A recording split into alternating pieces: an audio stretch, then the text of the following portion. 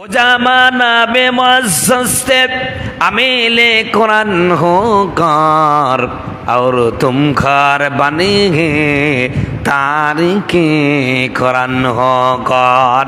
সেই যুগের মুসলমানেরা কোরআন অনুযায়ী জীবন গঠন করার কারণে কোরআন অনুযায়ী আমার ভাইয়েরা জীবনের প্রতিটা সেক্টরে তারা কোরআন দিয়ে চলতো।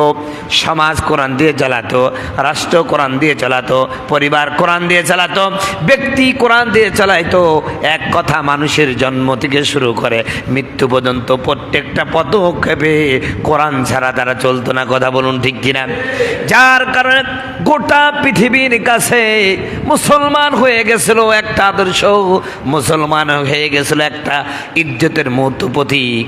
আর আজ কোরআনকে ছেড়ে দেওয়ার কারণে গোটা বিশ্বে মুসলমানদের উপর কারবালা চলছে। কথা বলুন ঠিক কিনা? আজ গোটা বিশ্বে মুসলমান যে মার খায়, মানুষ সমালোচনা করে। মুসলমানের সেই শৌর্য বীর্য, মানুষের মুসলমানের সেই ক্ষমতা গেল কোথায়?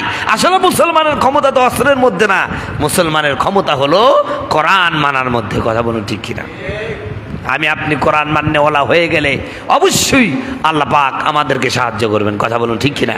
আল্লাহ রাব্বুল আলামিন কোরআনুল হাকিমের মধ্যে বলেন, ওয়ালা তাকিনু ওয়ালা তাহজানু ওয়া আনতুমুল আলাউনা ইন কুনতুম মুমিনিন। জোরে বলুন আল্লাহু আকবার।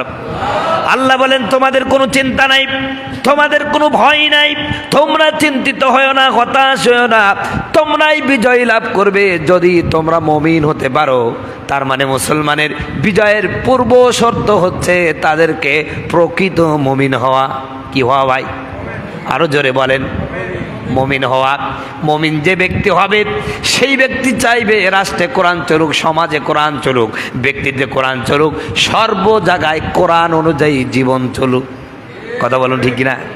আপনি মুসলমান কোরআন পছন্দ করেন না, কোরআনের আইন পছন্দ করেন না।